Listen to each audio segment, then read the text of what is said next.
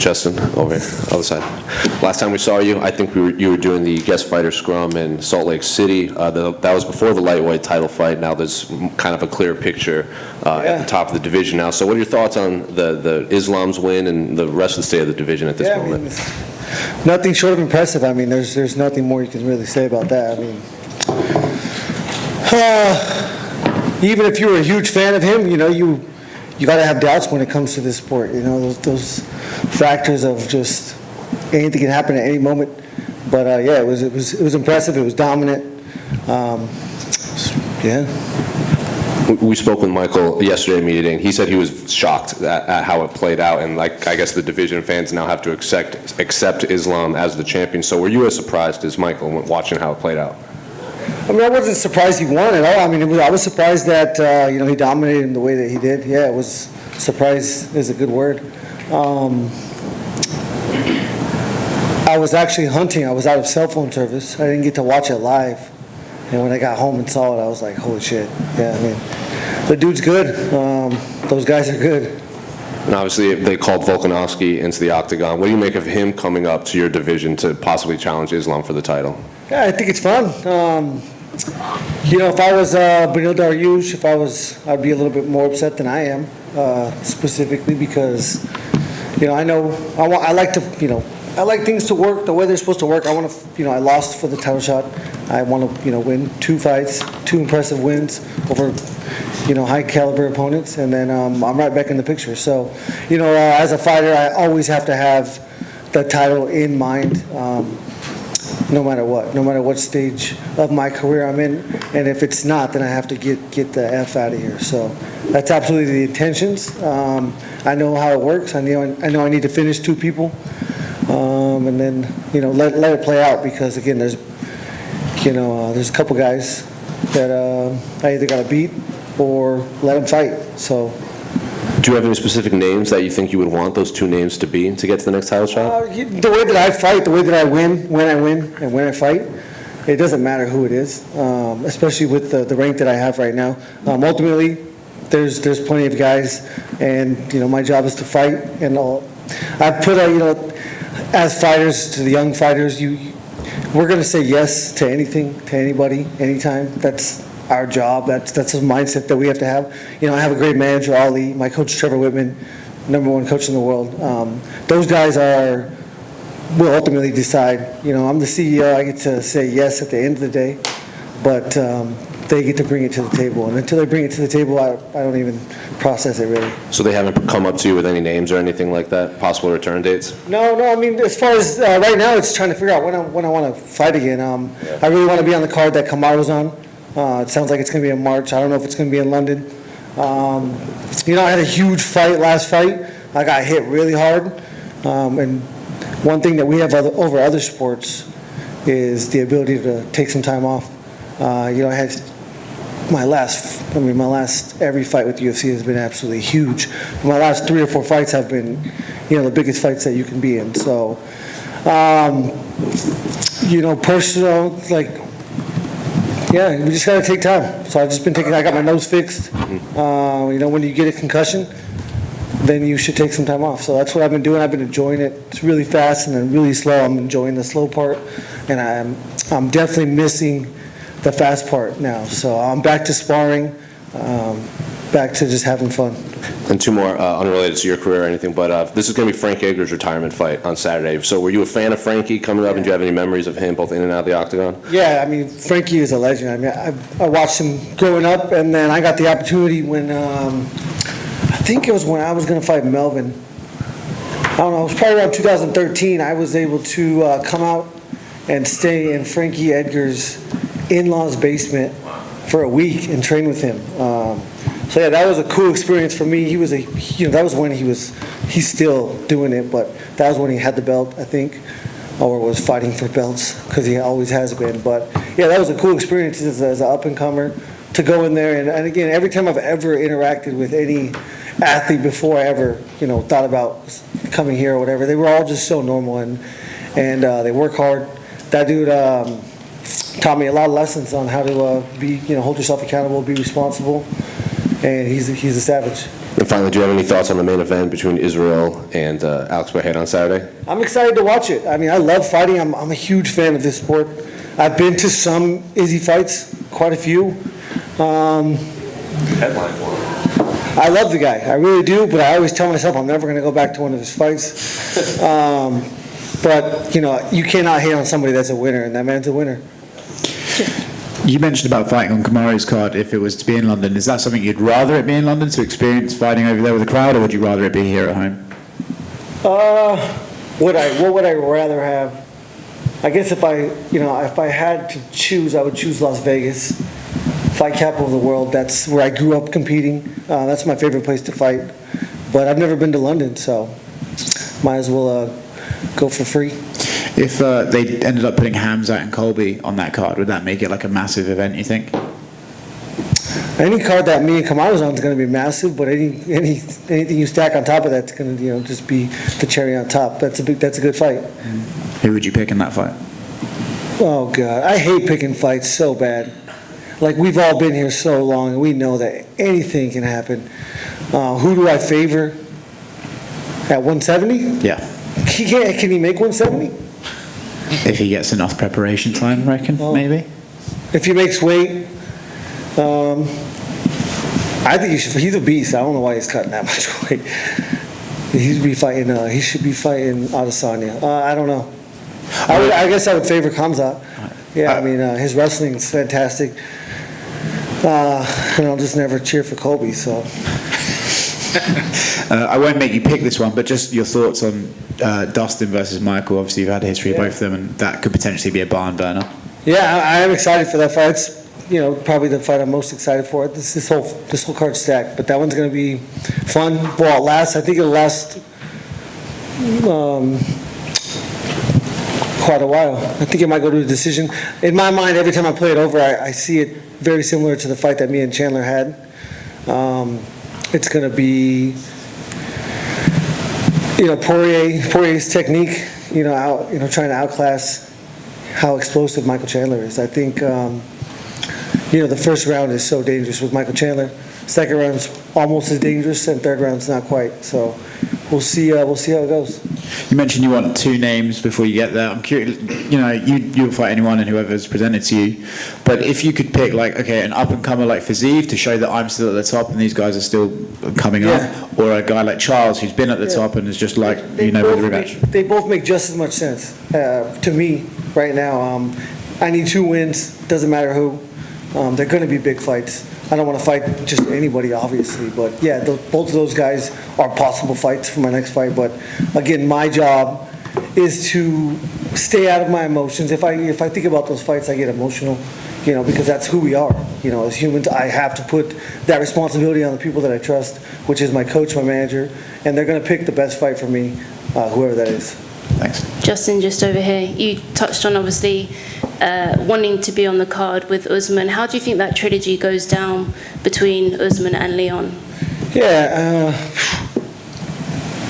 Kamaru's the better fighter.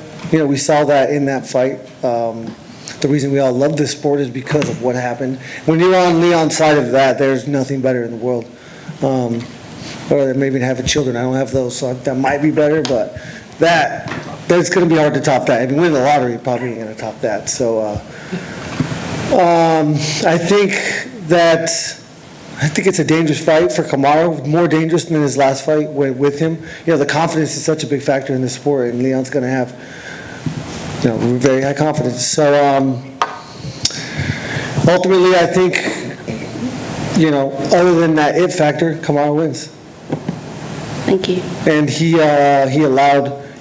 made mistakes in that final round, final moments.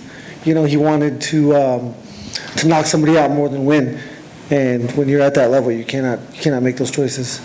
Justin, right here.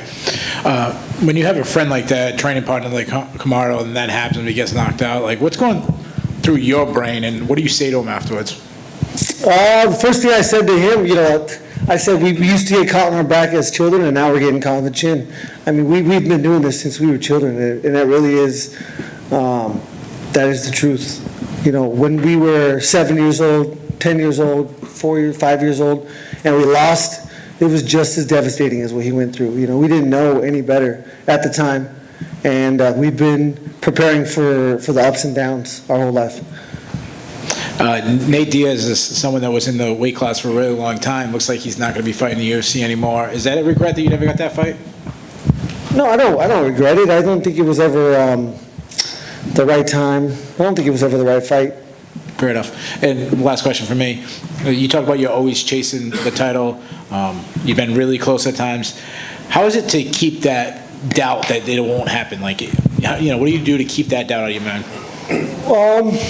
I mean, you have to embrace the doubt. I mean, it's just, again, as a 7-year-old, when I lost, it was the most devastating thing that had ever happened to me in my whole life. And, you know, at the time, I didn't want to keep living, and then it happened again, and I just wanted to get better. But now it's my job, now it's my life, and now I'm inspiring thousands and thousands of people, you know, the people where I'm from, the people across the world, to just get back on the horse and keep working. Ultimately, all I can do is trust in the preparation. So, you know, I don't know that I don't feel like I've made mistakes. Life's crazy, man. Like, I'm going to share something with you. It's, you know, it doesn't make sense, but again, nobody knows what we go through. My dumbass, 18 days before I fought Charles, I was riding my bicycle to the gas station to get some nicotine pouches, and I had like a vicious crash on my bike, smoked my head off the road, road rash all down my back, and then, you know, go in there and again take that damage that I took in that fight, and that's why I'm taking so much time off. But I mean, I don't, you know, no, it's just crazy what we go through. You know, each and every one of us has different circumstances. That was such a hurdle in my last thing. As soon as it happened, I had to go home and act like it didn't happen.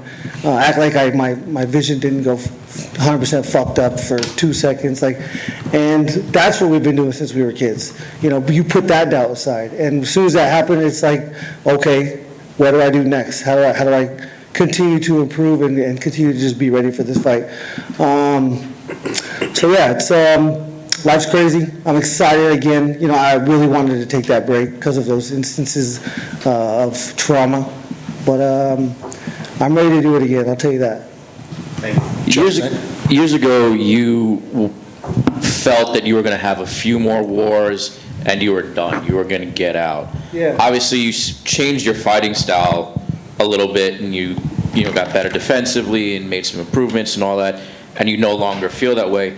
But what specifically made you compartmentalize that trauma versus, you know, I'm just going to take X more trauma and then I'm done? Well, no, those do not. I mean, those don't. It's not one or the other. Those two are the same. It was after the Poirier fight where I said I had 4 or 5 wars left. I definitely consider the Charles Oliveira fight a war. I don't think the trauma that I took in any other fight after that fight and in between the Charles Oliveira fight would constitute one. So on that record, I'm at 1. But you know, I'm also getting older. I wrestled since I was a kid. Football was my favorite sport in the world. 5 times more dangerous than what we do now. But I don't know. You know, as we get older, we get, I guess, more scared.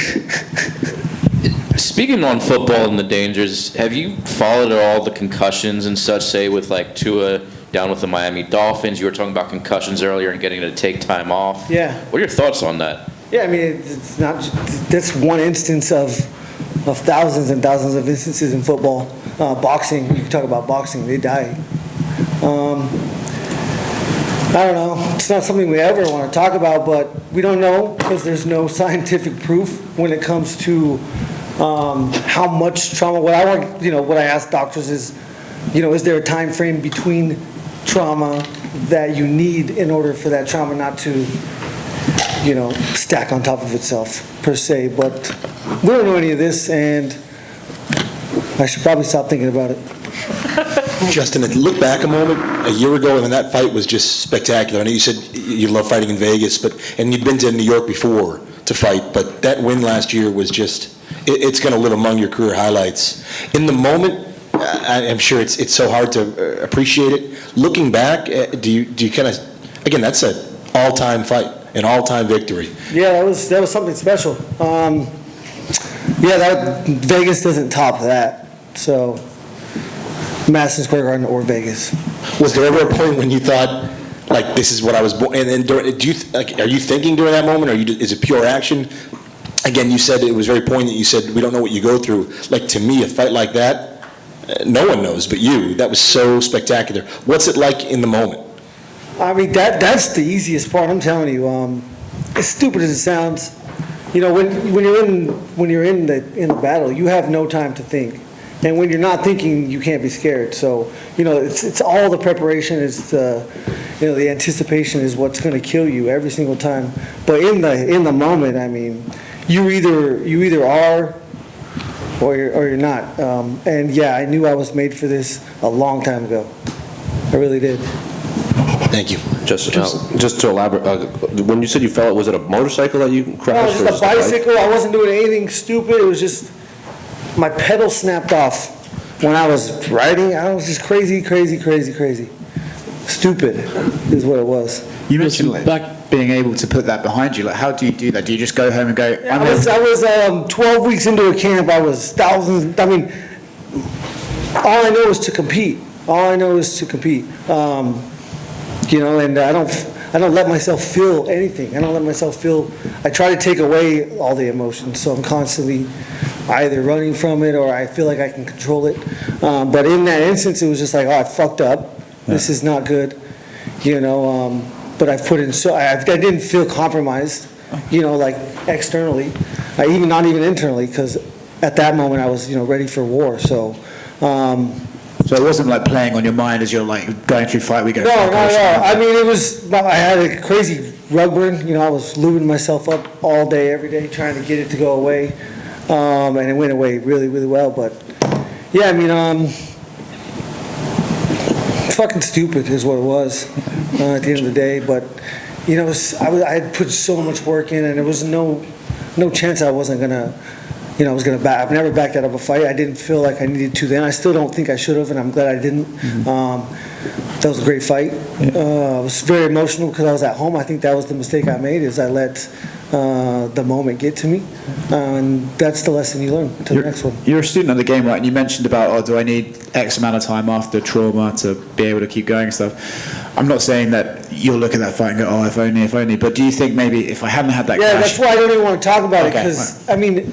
I don't fucking know, and I don't want it to sound like anything like that. That's just something that happened, and I'm a dumbass. Like, that is what it is. You know, and I haven't shared it, and that's why I've taken this much time off. You know, that's the reason. I wanted to get my nose fixed. That was a bonus.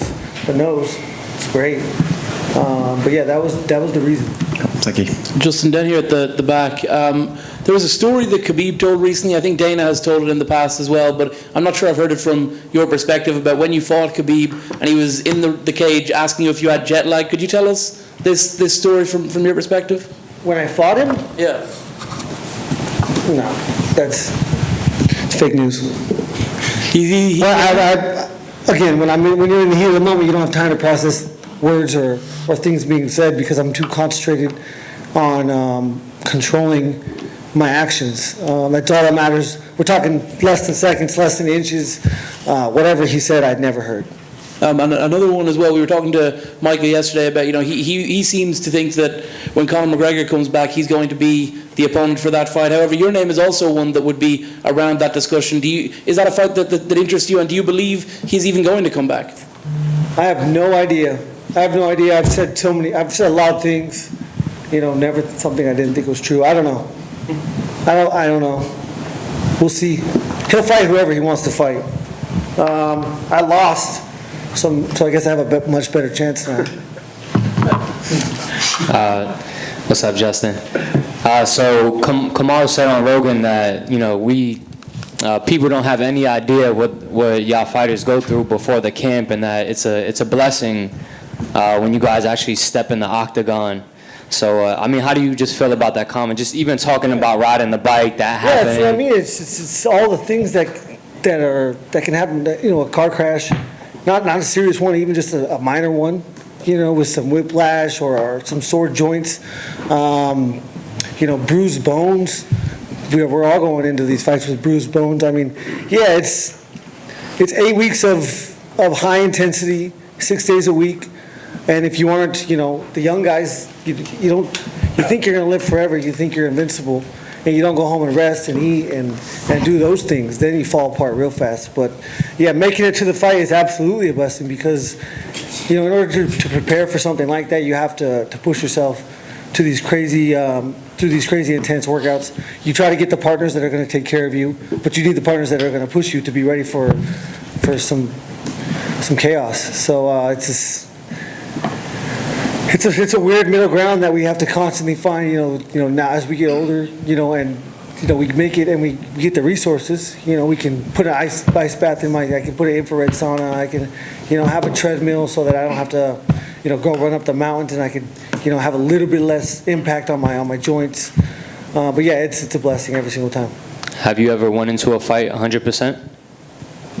I mean, I feel like I've always been 100% because I don't allow those things to deter my actions. At the end of the day, when I step in there, there's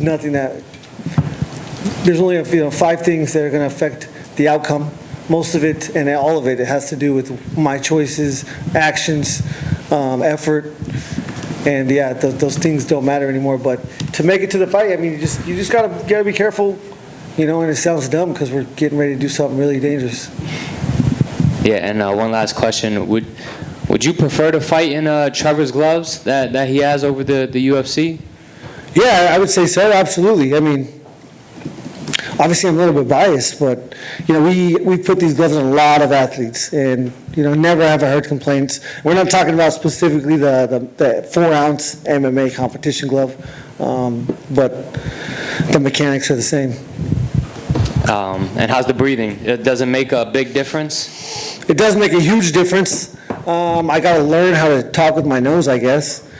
But yeah, it's a big difference. Sleeping, eating, anticipating my food. It's nice. Thanks, bro. Good to see you. Yes, sir. Thank you, Justin.